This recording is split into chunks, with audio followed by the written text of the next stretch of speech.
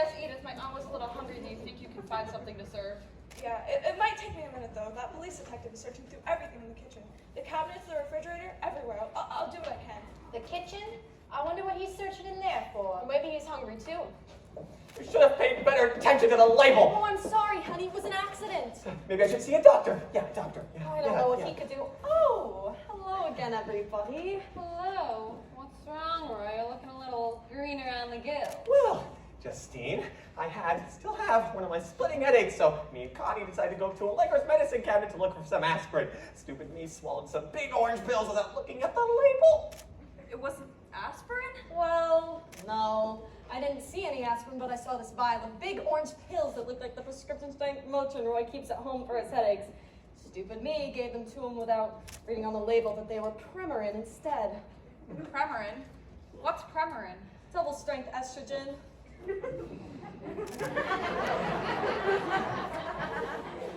Well, Connie, if Roy gets the sudden urge to try on your dresses, you'll know why. Justine, stop it. You're naughty.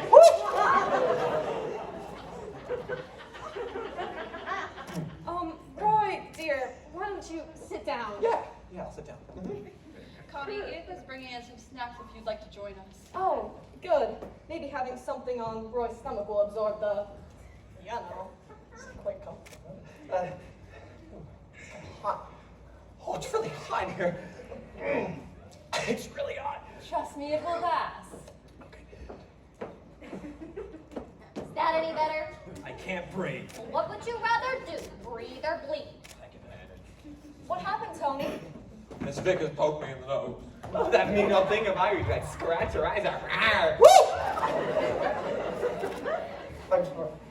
I am so sorry, Allegra, but Roy took some of your Premarin by mistake. I thought it was Motrin. Yeah, what's Premarin? Female hormones. Just tell everybody! Oh, I'm sorry. I'm sorry. I'm so sorry. Anybody got ice cream? Oh dear, what's the matter with Mr. Phillips? He's gotten in touch with his feminine side. Actually, he's in touch with my feminine side. It's my prescription he took. Oh, Allegra, if you've got any more of those pills, could I have a few? I'd love to slip some into Lawrence's drink, and maybe he'd know how it feels to get pinched on. Whatever happened to topics of conversation I can understand? Like the weather? Oh, hairstyle. How about we talk about murder? Oh, I can't do that to a woman. Oh. Very fragile. Now, look, I promised you I wouldn't stoop to using low humor, and frankly, the Roy and the estrogen bit just got out of hand. Straighten up, Roy. Yes. Good. And Tony, if you would take that toilet paper out of your nose, you look like a walrus. Thank you. Now then, let's talk about murder. So, Lieutenant McMillan, do you know who killed my husband? My ex-husband. My future husband? Oh, little Bubba. Not yet, but the head of our crime lab, Pete, has passed on some interesting information which might prove to be relevant. I don't suppose you'd be willing to tell us what that is. When the time is right. Oh, Lieutenant, Miss Deborah informed us that Miss Beatrice was hungry and we thought we'd bring in some food. We thought everyone else would like a snack as well. After Miss Wellington's announcement, no one seemed to have much of an appetite for my dinner. Roast was barely eaten, no one even touched rice. Brussels sprouts. There were some extra hors d'oeuvres left as well, so we brought them out. May we? Certainly. Now, Mrs. Vickers, it seems that all the households migrated back here to the living room except for Mr. Tate's. Would you find him, please, and ask him to join us? Yes, Lieutenant. Thank you.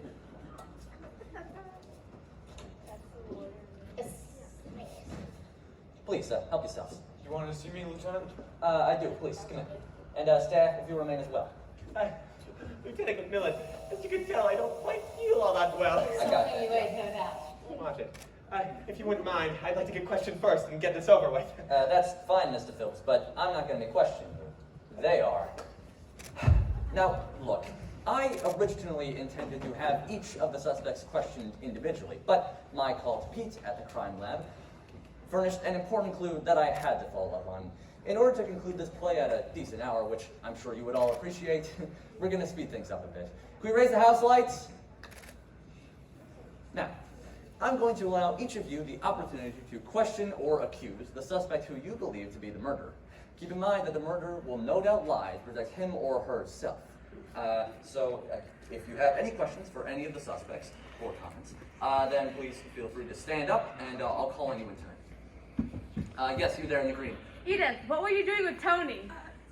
Talking. Okay. How about, yes, you, what are you going to ask? Who? Connie, do you trust your husband? Well, I trust him all right. I guess. Well, I trusted him to keep his job until... Yeah. Let's see. How about you? Beatrice, Yeah. did you touch the shiny knife? Did I what? Did you touch the shiny knife? One more time, hon. I can't hear you from here.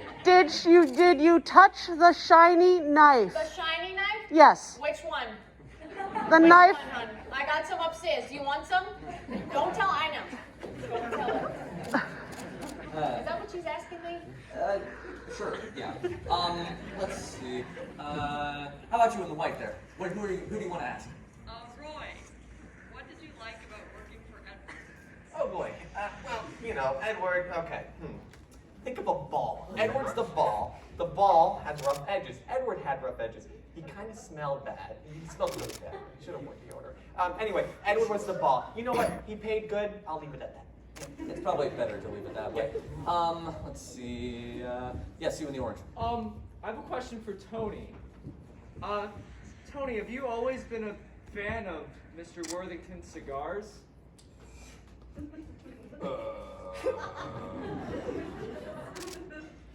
I have no idea what you're talking about. Let's see. Yes, you. Hollister, do you trust your staff? I trust them to do their jobs. But I don't know if I can trust much of anyone here in this household after what took place tonight. Let's see. Yes, you. My question is for Edith. What exactly were you talking about with Tony outside? Tony? Who's Tony again? Nothing. Just weather. You there? Beatrice. Yeah, hon. Do you know where you are? What? Do you know where you are? Do I know where who is? You are. Where I am? Yeah. No. Where am I? I'm in the living room, hon. We're here together. Do you want a snack? No, thank you. I don't Okay. like black olives. Oh, okay. Alright. Any other questions? Yes, you. Ina, how come you wanted your knife back? Well, as I said, a good chef knife had to come by. Do you know how long it took me to find that thing? I'm sure very long. It seems like we've run out of time. So, thank you. Now that we've reviewed each of the suspects' motives and actions, we're going to proceed to the climax, where we find out who indeed murdered Edward Worthington III. House lights. Now, as we've learned, any one of you could have killed Mr. Worthington, but only one of you did the deed. Question is, who? Beatrice, what on earth are you doing? I'm getting rid of the black things. I don't like them. Well, don't throw the olive slices on the floor. I thought they were bugs. Yeah, so did I. Olive slices. Olive slices. Yes, sir. Black olives. Put them on some of the hors d'oeuvres. I see. Beatrice, I gather you took the olives off the hors d'oeuvres, say, earlier in the evening, say, before dinner? Oh, yes, Lieutenant. I never eat them. They taste nasty. I see. Did anyone else remove olive slices from their hors d'oeuvres before eating them? I confess, I picked a pimento off of one and put it on the hors d'oeuvre next to it. Surely playing with one's food hasn't become a crime, Lieutenant McMillan. Aren't you supposed to be solving Edward's murder? That's precisely what I'm doing, Mrs. Worthington. In fact, I know who the murderer is. Edith.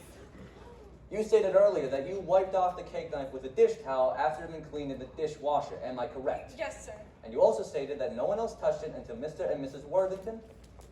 That's right. Okay. Then there's only one suspect who could have logically left traces of the substance my lab chief found on the blade. Oil. Olive oil. That's what you were searching the kitchen for? Yes, but I was looking for bottled olive oil, the kind you cook with. I don't use it. I prefer Crisco. So I noted. It didn't occur to me to look for a jar of olives themselves, obviously. They were the source of the oil that Miss Worthington, passed from her fingers to the murder weapon. Miss Worthington, will you come with me, please? With you? I suppose so. Where are we going, Lieutenant? We're going to jail. I'm arresting you for the murder of Edward Worthington III, your brother. You think I killed Edward? Well, I mean, maybe I did. It was, you know how dark it was, right? Yeah, it was confusing. Wait, Lieutenant! Miss Beatrice couldn't kill anyone. She wouldn't hurt a fly. I murdered the master. Can you believe that? The butler did it. Nice one, Hollister. If you weren't going to the slammer, I'd give you a raise. Ladies, please, this is no laughing matter. Who's joking? You better explain yourself. Yes, you see, I have loved Miss Beatrice for a very long time, though I could never tell her so. It wouldn't be proper. Oh, Hollister, that's sweet. I was afraid Mr. Worthington would send you away, as were you. So when you stepped across me to the table in the dark... How did you know that? I smelt her perfume. Primrose. When she stepped across me to the table in the dark, and I heard the knife clatter as she picked it up, I fear she intended to use it to stab her brother, and I couldn't let that happen, so I felt for her hand and took the knife. And stabbed the man yourself? Oh, I hadn't intended to. I don't expect you to believe it was an accident, but he fell back against me in the blade. Well, you think I killed Edward? No, he was my little brother. I thought the knife was pretty, and it had such a nice shiny blade, and I like tied it. I understand, Miss Beatrice. Forgive me for misjudging you. Lieutenant, it appears I have made an unfortunate mistake, and I am prepared to do penance for the deed. You've been a real gentleman, Hollister. Well, up until you killed yours, of course. Thank you, Ina. I expect you and Edith and Miss Vickers will continue to look after her. I expect I shall not be returning. You bet we will. Don't have to worry about that. We'll take care of her. All right, Hollister, let's head to the parlor. I need to get headquarters a call. As you wish, sir. There, and the rest of you need to stay here. Since you saw Hollister's confession, I'll need to take your statements later. Come on, you. Oh, the dear man. Don't worry. We'll get a good lawyer to represent him. A good lawyer. I do wonder how you intend to pay for one. I appreciate Hollister for getting rid of the old ogre, but I don't intend on spending a fortune to defend him. You're a cruel, greedy woman, Allegra. And those are some of her better qualities. Needless to say, you and your brat won't be getting more handouts either. And as for Beatrice, I'm afraid her efforts were in vain. A rest home is where she belongs, and the cheapest one I can find. You wouldn't. I know, sis. She would, and so would I. Louse. You're horrible! Oh, Mrs. Vickers, you were right. Tony is a terrible man. I figured you'd realize that sooner or later. I'm just glad it's sooner. While I'm cleaning house, Roy, I expect your resignation to my desk tomorrow. Clearly your business methods have much to be desired. But I explained. Allegra, Roy wouldn't. Oh, I don't blame him for what he did. I just don't want him doing it with my money. But it's not your money, and it never will be. What? Edward left a will. I'll schedule a formal reading later. I'll tell you the gist of it now. He left everything to his daughter, Deborah, with two provisions. One, should she marry, she will retain her maiden name. And two, should she produce a son, she'll name him Edward IV after him. I don't have any problem with that. And he also stipulated that you will take care of his sister for the rest of her life. I would have done that gladly anyway. Gosh, Mom, I guess Father really did care something about me. Gee, what do you know? The old boy had a heart after all. Well, what about me? I mean, I gave him the best years of my life! Judging by what he's telling me, that's not saying a lot. Oh, shut up! So, Lawrence, what did Edward leave you? He left you your Louis Vuitton luggage and whatever you can fit in it. Luggage? You mean I killed Edward for nothing? Allegra! I, too, heard the knife clatter and Beatrice picked it up and saw it glimmer faintly. I knew someone was standing behind Edward and probably had the intention to do him in, so I gave him a little shove. Yes, I helped skewer the man, and I'm glad I did it! That's very interesting. Hollister, it seems I'll have another use for those. Please don't tell him anything else. Happy to return them, sir. That advice is a little late, Mr. Blackwell. Apparently, when Hollister said that the man fell against the knife, he was telling the truth. He isn't the killer, but the man's wife who pushed him against it is. Allegra Worthington, I'm arresting you for the murder of Edward Worthington III. Take me away. I don't care. Just get me out of this house. Oh, it's a pleasure. My men are on their way in a squad car. We'll wait for them out front. Good riddance. Yeah, come on. Well, I can't believe it. Somebody finally used the front door. Oh, Hollister. Why didn't you tell me how you felt ages ago? It wouldn't have been the correct thing to do, Miss Beatrice. Oh, piffle. We'll discuss that subject later. Yes, ma'am. Okay. Hollister, perhaps it will help solve your problem if you are no longer Aunt Bee's butler. I think you should retire with a very generous pension. You may continue to live here in Worthington Manor for as long as you'd like. Miss Deborah. Miss Vickers, Ina, Edith, you're a part of our family. You've shown me more love than poor father was ever able to. I hope none of you ever leave. Debbie, Debster, Dora the Explorer. So, about my job? Well, no one can deny that you've invested my father's money brilliantly, Roy. Oh. But I don't approve of your methods. Okay. You may continue to act as financial advisor for Worthington Enterprises, but I expect with you to meet me every Friday afternoon to go over the books, and if I find anything No, you won't. They'll look like textbook examples, I promise. Fine. Roy, Yes, yeah. Does this mean you still have your job? Yes, it does. Oh, that's wonderful! Walmart is having a holiday sale tomorrow, and we'll be there with doors open! Yippee! Debbie, since you're taking over the corporation, you'll need a really good lawyer to help around. don't worry, Lawrence. I'm sure between us, Mom and I will be able to find one. Maybe we'll be able to find one that doesn't betray their client's confidence, either. You mean I'm fired? Like a gas grill on the 4th of July. Oh, and Lawrence, you can tell that writer fellow he's wasting his time if he intends to finish that novel. I think it's safe to say a novel from the perspective of his first wife, who was there when he was murdered, will knock any other writer's version right off the bookstore shelves. Mom, are you really? I am, if you'll help. Your father was a tyrant, but he was my tyrant, and I'm sure if I try hard enough, I can think of a few good things to say about him. What do you think? I think it's a great idea. I mean, he did pay the alimony when he didn't have to, and he provided for Aunt Bee and I.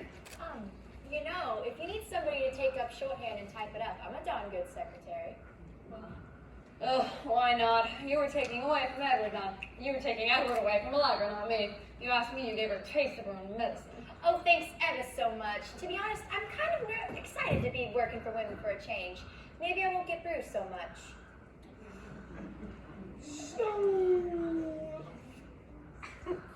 I guess that just leaves me. What about me? You can stay out in the cold, Tony.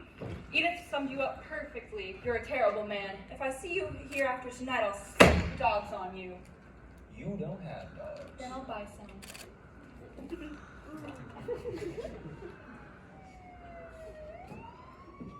Sounds like Lieutenant McMillan's men are arriving. Allegra will be behind bars for a long, long time. She's got one thing going for her, though. What's that? She's always looked great in stripes.